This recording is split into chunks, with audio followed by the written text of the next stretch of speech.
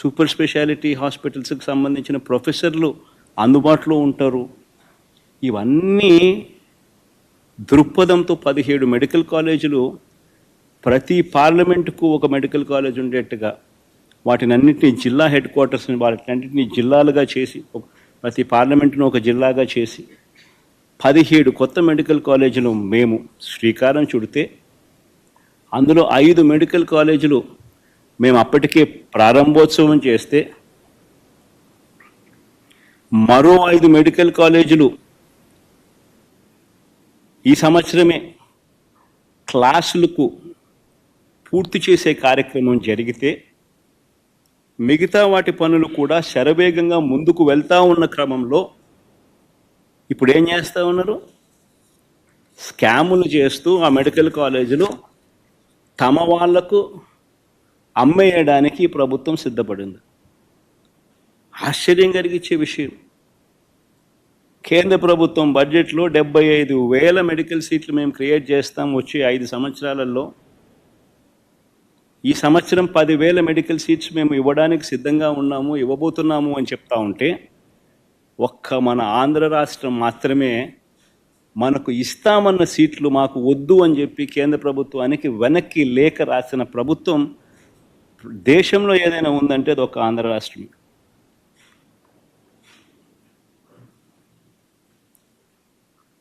స్కాముల కోసం ఉన్న ఆస్తులు అమ్ముతున్నారు.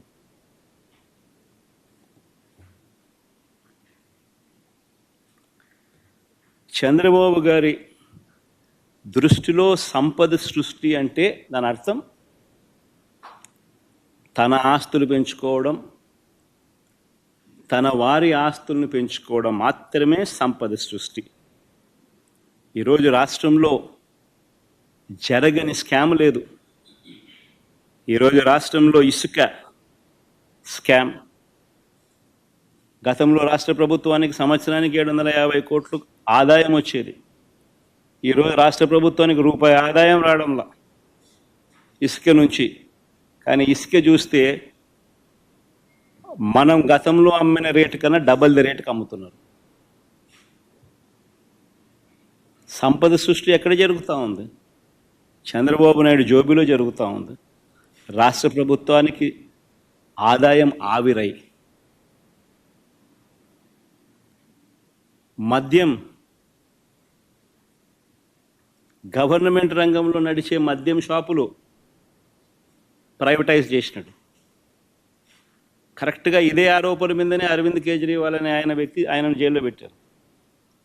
ఇక్కడ సక్సెస్ఫుల్గా అక్కడ చేయలేకపోయాడు. చేయక మునిపే ఆయన జైలుకు పోయినాడు పాపం. ఇక్కడ చేసి సక్సెస్ఫుల్గా అరవింద్ కేజ్రీవాల్ని అక్కడికి పోయి తిట్టొస్తాడు.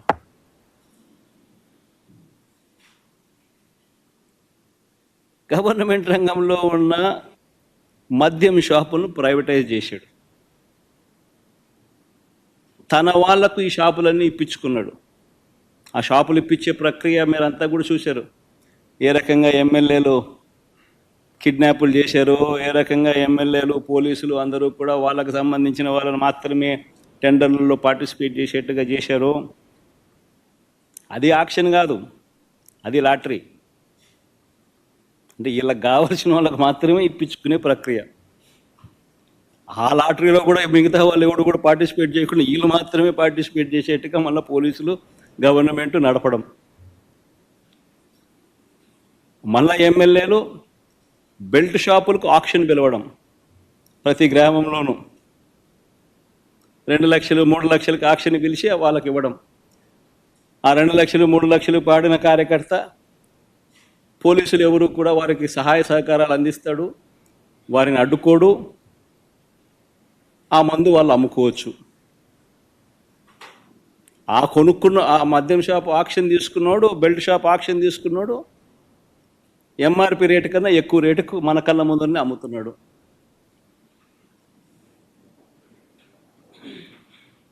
మరి గవర్నమెంట్ రంగంలోనే షాపులు ఉంటే ఆ ఆదాయం అంతా రాష్ట్ర ప్రభుత్వానికి వచ్చేదేగా. రాష్ట్ర ప్రభుత్వం ఆదాయం తగ్గుతుంది, చంద్రబాబు నాయుడు జోబులు ఆదాయం పెరుగుతూ ఉంది.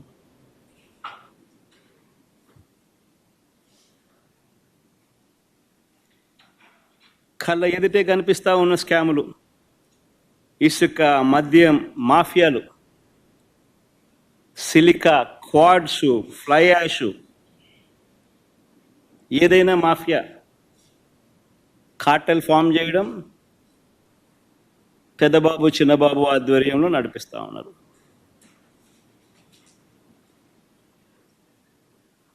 ప్యాకాట క్లబ్బులు, ప్రతి నియోజకవర్గంలోనూ ప్యాకాట క్లబ్బులు, చివరికి మండల స్థాయి గ్రామ స్థాయిలో కూడా ప్యాకాట క్లబ్బులు నడుపుతూ ఉన్నారు.